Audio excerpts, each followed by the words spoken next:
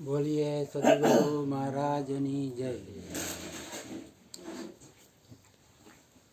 હમણાં શરૂઆતમાં મયુર બાપુએ જે કાંઈ કીધું કે સંભળાવ્યું, જે કાંઈ કીધું એ સૌથી સારી પેટે મને લાગુ પડે. તમે કાંઈ ચિંતા કરતા નહીં કે તમને જ કીધું એવું કાંઈ નથી, મને લાગુ પડે.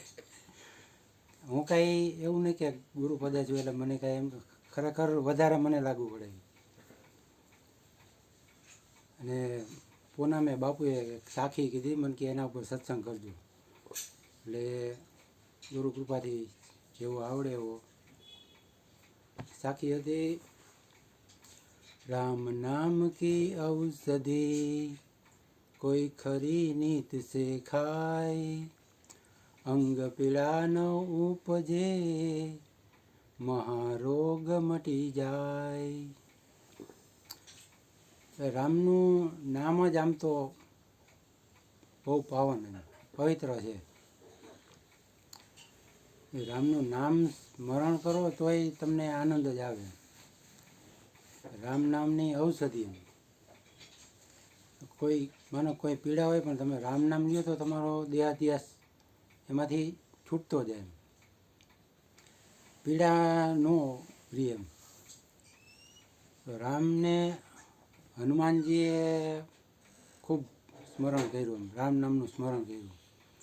રોમ રોમમાં એમ કે એને હનુમાન રિયાજ નહીં, એમ રોમ રોમમાં રામને જ રાખ્યા. પોતાનું હૃદય ચીરીને એને બધા જોવામાં રામ છે.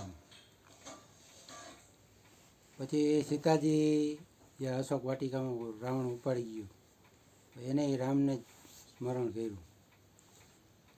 અને કોઈ પણ માનો કે કોઈનો દેહ અવસાન થાય છૂટે તોય વાહે શું બોલે, રામ બોલો ભાઈ રામ, રામ બોલો ભાઈ રામ.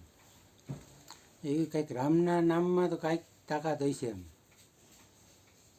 રામ નામ કી ઔષધિ ખરી, એટલે ખરી નિશ્ચય એટલે જો તમે શ્રદ્ધાપૂર્વક અને વિશ્વાસપૂર્વક એમ જો એનું નામ લ્યો તો તમને લગભગ કોઈ દી પીડા આવે જ નહીં. હોય તો વહી જાય. એટલે ખરી શ્રદ્ધાપૂર્વક લેવું પડે. આપણું અસ્તિત્વ ન હોવું જોઈએ તો રામ નામ લ્યો તો એ તમને સફળ થાય.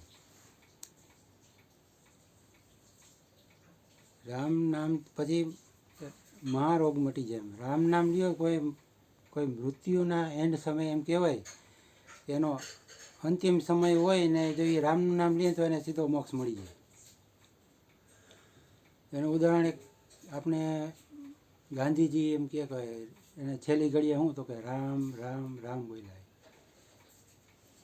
પછી જટાયુ જ્યારે સીતાજીનું હરણ થયું ત્યારે એ રાવણના હાથમાંથી છોડાવવા પ્રયત્ન કર્યો એણે સીતા માતાને, તો તે એણે રામ રામ બોલ્યો હતો.